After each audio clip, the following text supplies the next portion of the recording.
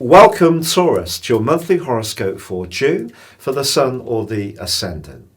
If you've yet to subscribe to my channel, I'd be honoured if you did so now.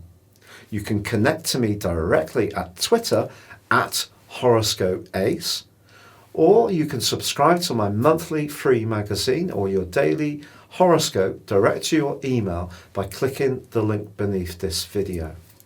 We continue to be in hugely challenging times, but different people are having a different experience depending on where they are in the world. I'll try to measure my words to meet every single situation. So, the month begins with your ruling planet in a conjunction with the Sun in your second solar house, which is very Taurus-like, and it's to do with your resources but also your base values. Now, Venus conjunct the Sun can give you an added sex appeal. Now, because Venus is in retrograde, it's possible this combination could push you to be a little bit more conscious about what you eat and drink. If you have been very much in a lockdown scenario and have not been able to be as active as you would like, you could be thinking about maybe how you can tighten up your diet somehow, make it a little bit more whole foody and natural, cooking more stuff from scratch. Then again, if you are having some treats, you may decide to prioritize these a little bit. And that would be a really smart way to make the most of this combination. If you're fortunate enough to be domiciled with someone that you're very close with romantically and you're getting on well, this could be a very sensuous start to the month. However, we do have 3 retrogrades as this month begins, not just Venus. We also have Jupiter and Pluto that are twisting backwards. They're very close together all month, but from the 22nd come together in an exact conjunction. Now, these two are in the part of your horoscope to do with widening your horizons. Of course, Pluto can deconstruct. Of course, it can destroy. But it also can create a new reality. Jupiter, we know, is not at its best in Capricorn, but it is what it is. And I think these two can be making you think a lot about knowledge. Now, ordinarily, if you have a love of travel, you'd probably be jetting off to somewhere exotic and really finding that a very enriching experience.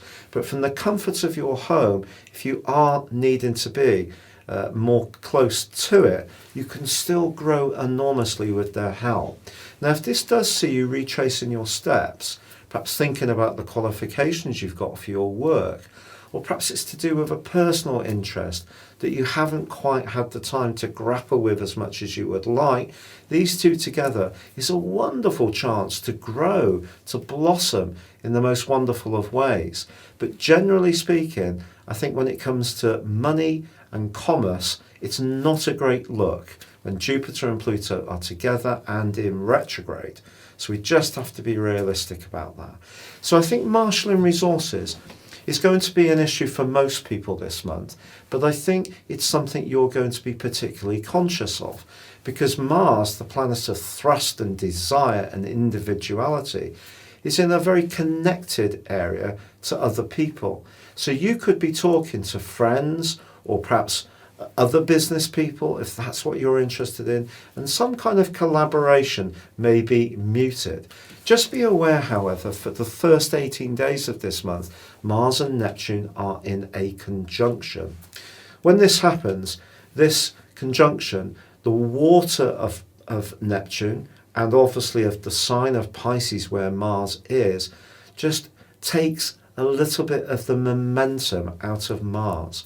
So it could see you a little bit betwixt and between about some of your longer term plans.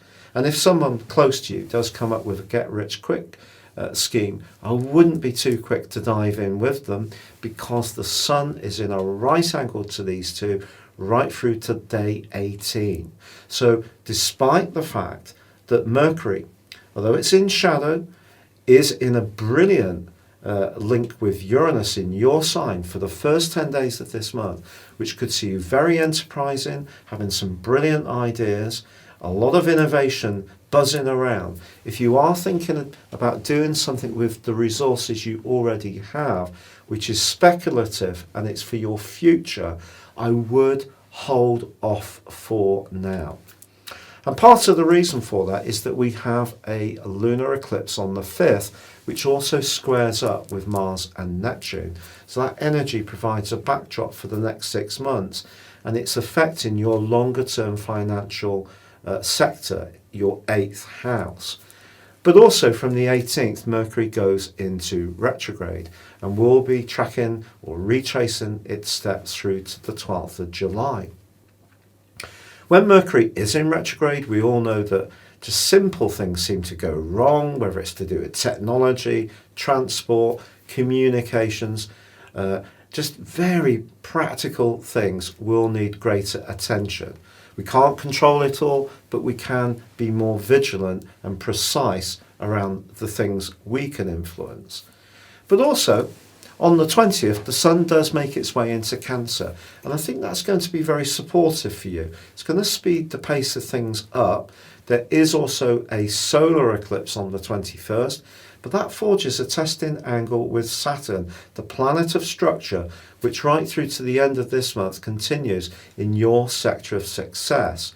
So if your work situation is blocked at the moment because of COVID-19 or wider circumstances, or if you don't currently have a role, there could be a sense of frustration if things aren't moving as quickly as you would like.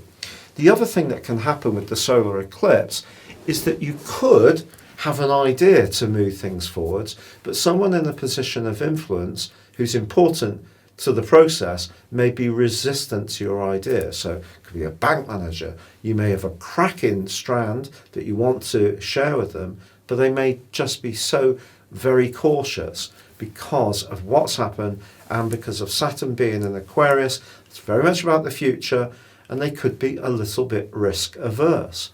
But don't worry, because the power of the solar eclipse is going to see you very much more enterprising over the next 6 months. It's just checking out the right circumstances to make your move.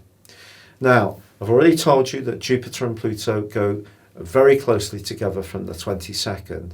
That could be a critical time for a legal matter, something to do with publishing. It could be a time when you're thinking very carefully about your higher values. If you're free to move around in your particular locality, this can be something you really enjoy, particularly if you haven't been finding it easy to deal with the lockdown, as many of us haven't. And by the 25th, Venus does end its retrograde, but it doesn't come out of shadow through to the 29th of July. So you still need to be cautious with your resources. But on the 28th, and this is really critical, Mars moves into its home zone of Aries. And it's going to be here through to the 6th of January 2021. For sure, it goes into retrograde for 66 days from the 9th of September, and that's going to be a particularly interesting phase for you. Maybe it's going to be then that you will start working again. Maybe it's going to be a person from your past you will re-encounter.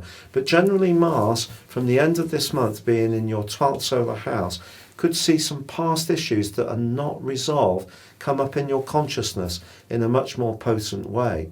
Now that could be that you thought that you'd worked something through that was to do with a past scenario and let it go. And then suddenly you're finding that it's bang there in your consciousness, asking you to deal with it. This influence could see you very sensitive. 1 minute feeling quite angry, the next minute feeling quite sad. So just be conscious that there is this much more emotional energy coming in as this month comes to a close. And because the Sun has been squaring up in the sign of Gemini with its transition through Mars, we now get a repetition but slightly wider with the Sun in Cancer and with Mars in Aries. So they're both cardinal. This is angular. This is about action, getting things done. So just harnessing any impatience that you may have if things aren't moving quite at the speed as you want is going to be important. But the big picture is really very enriching for you. And I think as you come to the end of this month, a bit more clarity about finances is going to come in, which can lift your spirits generally with Venus coming out of retrograde. And although Jupiter and Pluto are together, I think it's all about the details and thinking more strategically about where your future is heading. It's been a real pleasure being with you, Taurus. If you'd like to have a one-to-one discussion with me based on your personal astrology situation, or embrace real astrology through my astrology reports, please see the link beneath this video. But for now, stay safe, take care, and goodbye.